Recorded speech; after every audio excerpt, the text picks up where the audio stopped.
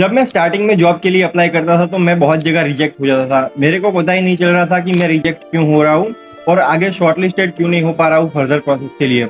अगर सेम चीज़ आपके साथ होती है तो ये वीडियो खास आपके लिए है, क्योंकि इस वीडियो में मैं बताऊंगा कि आपके साथ ऐसा क्यों होता है। अगर आप एक फ्रेशर हो और अभी जॉब अप्लाई करना स्टार्ट कर रहे हो तो ये वीडियो खास आपके तो देखना ही पड़ेगा, क्योंकि इस वीडियो में मैं बताऊंगा कि आप एटीएस फ्रेंडली रिज्यूमे कैसे बना सकते हो। अब ये एटीएस क्या चीज़ है? एटीएस है एप्लीकेंट ट्रैकिंग सिस्टम। ये एक सॉफ्टवेयर होता है जहाँ पे एप्लीकेंट्स के रिज्यूमे सबमिटेड होते हैं। वहाँ पे वो सॉफ्टवेयर खुद से एनालाइज करता है, स्कैन करता है, सॉर्टिंग करता है और बेस्ड ऑन दैट रैंकिंग देता है रिज्यूमे को। और उसके बाद जो रिज्यूमे अच्छे होते हैं, जो सुटेबल कैंडिडेट होते हैं, उनके रिज्यूमे एचआर को पास आउट होते हैं और जो रिज्यूमे रिजेक्ट होते हैं वो वहीं के वहीं रह जाते हैं। तो अभी एटीएस काम कैसे करता है? एटीएस चेक करता है आपकी स्किल्स, चेक करता है आपके कीवर्ड्स, चेक करता है मेनली, और आपका एक्सपीरियंस और जॉब टाइटल, ये सारी चीजें चेक करता है बेस्ड ऑन जॉब डिस्क्रिप्शन, क्योंकि उसको पहले जॉब डिस्क्रिप्शन दिया जाता है कि ये चीजें हमें देखनी है और बेस्ड ऑन दैट वो आपका रिज्यूमे में चेक करता है कि ये सारी चीजें मैच हो रही है कि नहीं हो रही है। मैं क्यों क्रेडिबल हूँ इस वीडियो को बनाने के लिए? क्योंकि मैं खुद एक एचआर था और मैं ये सारी चीजें करता था, इसलिए इस वीडियो में मैं सबसे अच्छे तरीके से आपको समझा पाऊंगा सारी चीजें। लास्ट में आपके लिए बोनस टिप भी है, तो इस वीडियो को जरूर से देखना है। और फ्री डाउनलोडेबल टेम्पलेट्स मैं रिज्यूमे के दे रहा हूँ जो प्रोफेशनल है और जो इंडस्ट्री प्रोफेशनल यूज करते हैं, जिसका फ्री और डाउनलोडेबल लिंक है नीचे डिस्क्रिप्शन में, तो आपको वो चेक करना है। चलिए अब समझते हैं कि एटीएस फ्रेंडली रिज्यूमे बनाने के लिए आपके पास क्या सेक्शन होने चाहिए अपने रिज्यूमे में और क्या चीजें आपको रेलेवेंटली ऐड करनी चाहिए। आपके रिज्यूमे में ये 6 सेक्शन होने चाहिए। कौन से? सबसे पहला है पर्सनल इंफॉर्मेशन, जहाँ पे आपका नेम आएगा, आपका नंबर आएगा, आपका ईमेल एड्रेस आएगा और आपकी लिंक्डइन प्रोफाइल आएगी। और एल्स क्या आता है कि अगर आप क्रिएटिव फील्ड से बिलोंग करते हो जैसे यूआई यूएक्स वगैरह, तो आपका पोर्टफोलियो लिंक वहां पे आएगा। सेकंड सेक्शन होता है ऑब्जेक्टिव स्टेटमेंट के बारे में। अगर आप एक फ्रेशर हो तो आपके पास आएगा ऑब्जेक्टिव स्टेटमेंट, अगर आप एक वर्किंग प्रोफेशनल हो तो आपकी वहां पे करियर समरी आएगी। तो दोनों ही मैं स्क्रीन पे आपको दिखा देता हूँ, क्या है ऑब्जेक्टिव स्टेटमेंट और क्या है करियर समरी।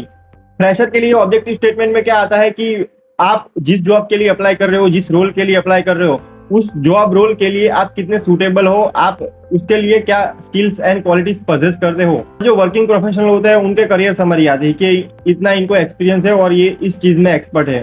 थर्ड आता है अपना एजुकेशन।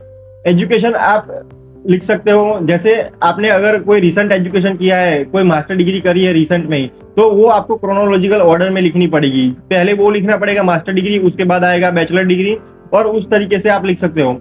और उसको लिखने के बहुत सारे फॉर्मेट है, जैसे आप लिख सकते हो कि यूनिवर्सिटी पहले लिख सकते हो, उसके नीचे डिग्री लिख सकते हो, और साइड में राइट हैंड साइड में आप किस ईयर से पास आउट हुए हो वो चीज लिख सकते हो।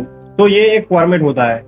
फोर्थ सेक्शन जो होता है वो स्किल्स के बारे में होता है। स्किल्स अभी दो तरीके की होती है, एक होती है सॉफ्ट स्किल्स और दूसरी है हार्ड स्किल्स। दोनों स्किल्स मैं आपको स्क्रीन पे दिखा रहा हूँ। अगर सॉफ्ट स्किल की बात करें तो आपकी आती है लीडरशिप स्किल, कम्युनिकेशन स्किल। अभी हार्ड स्किल्स में क्या आता है, आपको अगर कंप्यूटर का नॉलेज है तो वो आप लिख सकते हो, जैसे एमएस वर्ड, एमएस ऑफिस, ये सारी चीजें। अगर आप कोई क्रिएटिव फील्ड से बिलोंग करते हो तो आपको यूआई यूएक्स वो सारी चीजें आती है, तो वो चीजें आप लिख सकते हो, तो उसको बोलते हैं hard skills. Fifth section internship and project. ये किसी भी फ्रेशर जॉब एप्लीकेंट के लिए बहुत ही इंपॉर्टेंट है, क्योंकि आप यहाँ पे अपना एक्सपीरियंस शो करते हो। अगर आपके पास कोई प्रोफेशनल एक्सपीरियंस नहीं है तो आप यहाँ पे अपना इंटर्नशिप का एक्सपीरियंस शो कर सकते हो, और एल्स आप अपना जो प्रोजेक्ट्स है, एकेडमिक प्रोजेक्ट्स, वो यहाँ पे शो कर सकते हो। यहाँ पे आपको डिटेल में डिस्क्राइब करना पड़ेगा कि आपने यहाँ से क्या सीखा है प्रैक्टिकली।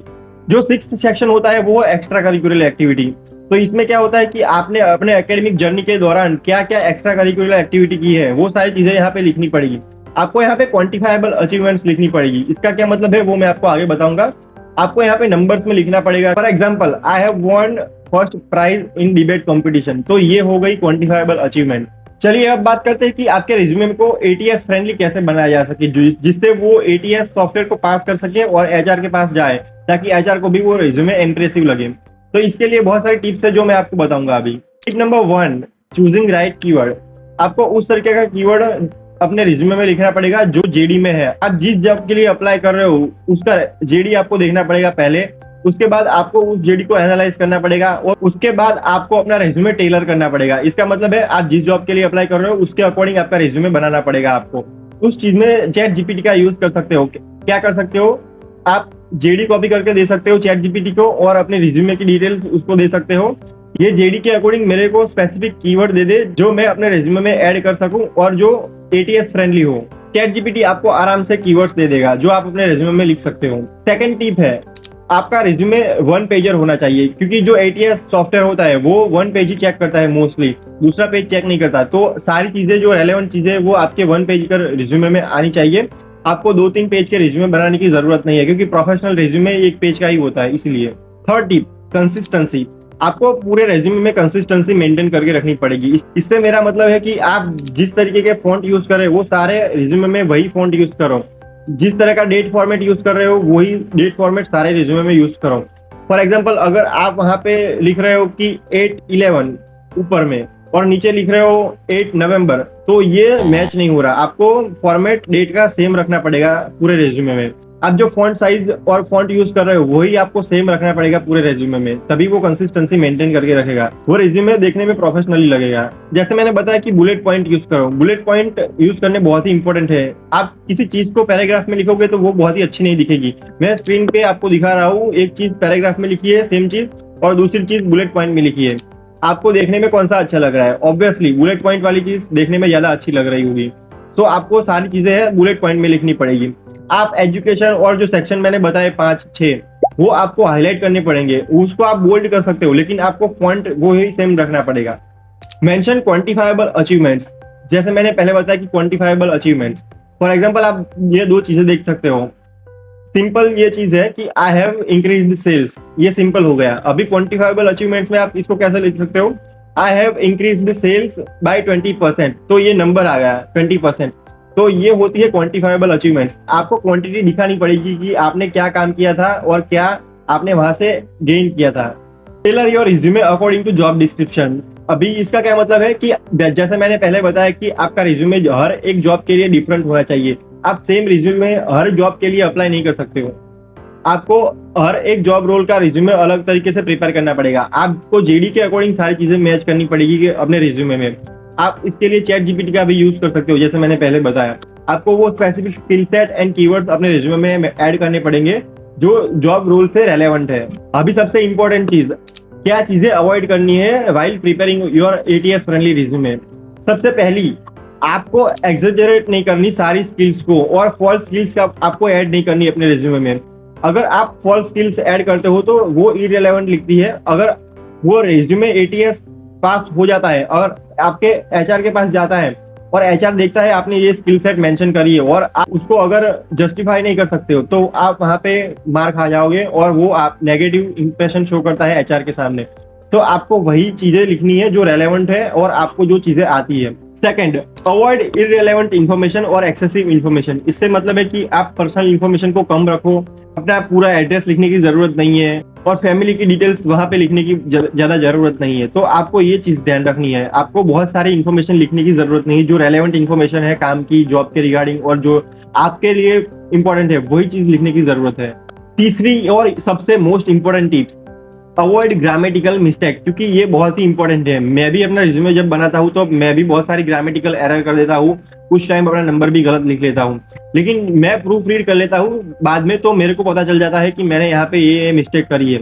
तो आपको ये चीज जरूर से ध्यान रखनी चाहिए कि आप अपना रिज्यूमे जब बना रहे हो तब उसमें कोई ग्रामेटिकल मिस्टेक ना हो, वो एकदम सही से ग्रामर के फॉर्म में होनी चाहिए और कोई भी स्पेलिंग आप वहाँ पे मिसमैच ना कर रहे हो। आप अपना नंबर एकदम सही से लिखो, अपना ईमेल एड्रेस सही से लिखो, क्योंकि कई बार क्या होता है, जब मैं एचआर था तब मैं बहुत सारे लोगों को कॉल लगाता था तो उनका नंबर गलत आता था।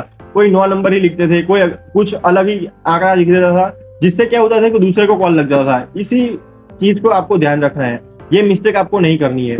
अभी बोनस टिप ये है कि आप अपना रिज्यूमे जब जॉब के लिए अप्लाई करते हो तो उससे पहले आप अपना एटीएस स्कोर चेक कर सकते हो। कैसे? मैं इसका लिंक आपको डिस्क्रिप्शन में दे रहा हूँ, वहां पे आप फ्रीली अपना रिज्यूमे का एटीएस स्कोर चेक कर सकते हो और रिज्यूमे के फ्री डाउनलोडेबल टेम्पलेट्स भी मैं दे रहा हूँ। तो आप वहां से प्रोफेशनल रिज्यूमे टेम्पलेट्स डाउनलोड कर सकते हो, जहाँ पे आपको सिर्फ अपनी डिटेल मेंशन करनी है और सारे सेक्शन उसके अकॉर्डिंग आपको फिल करने हैं।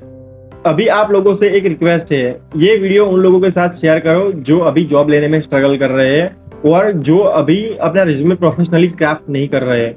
तो उन लोगों के साथ शेयर करो ताकि उनको पता चले कि इंपॉर्टेंस ऑफ वेल क्राफ्टेड और एटीएस फ्रेंडली रिज्यूमे, और वो अपना प्रोफेशनल रिज्यूमे बना सके आराम से। वीडियो के नीचे कमेंट करना कि वीडियो आपको कैसा लगा और नेक्स्ट वीडियो आप किस टॉपिक पे चाहते हो। अगर आपने मेरे चैनल को सब्सक्राइब नहीं किया तो आप ऐसी इंपॉर्टेंट वीडियो मिस कर जाओगे, सो जरूर से सब्सक्राइब कर लो चैनल को। और so that's it from the video, till then adios.